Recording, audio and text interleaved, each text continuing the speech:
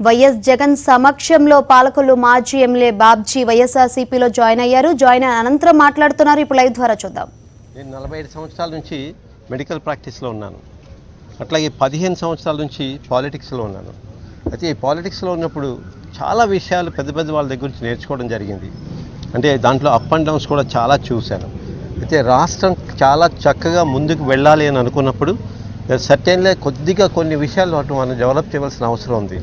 ఇప్పుడు ఈరోజు ప్రస్తుత పరిస్థితుల్లో మనకి ఎడ్యుకేషన్ కానీ లేక హెల్త్ ఈ విషయాలు రెండు చాలా ముఖ్యం అనుకుంటున్నాను.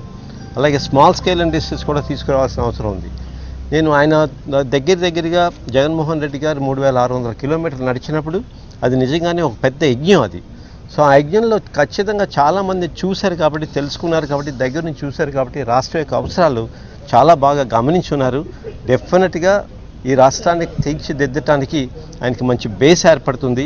ఆ బేస్ నుంచి ఈ రాష్ట్రాన్ని తీసుకువెళ్ళాలని నేను చెప్పినట్టుగా ఎడ్యుకేషన్ హెల్త్కి ప్రాముఖ్యత తప్పకుండా ఆయన ఇస్తారని కోరుకుంటూ, అలాగే ప్రతి విలేజ్లోనూ ఖచ్చితంగా స్మాల్ స్కేల్ ఇండస్ట్రీస్ కానీ పెట్టినట్టయితే, ఇప్పుడు జపాన్ కానీ చైనా కానీ చూసుకుంటే స్మాల్ స్కేల్ ఇండస్ట్రీస్ తోటే చాలా బాగా పైకి వచ్చినాయి. అటువంటివన్నీ ఖచ్చితంగా ఆయన తప్పకుండా తీసుకొస్తారని నాకు చాలా నమ్మకం ఉంది. సో ఆ ఉద్దేశంతో నేను వారితో కలిసి పనిచేయడానికి వచ్చాను.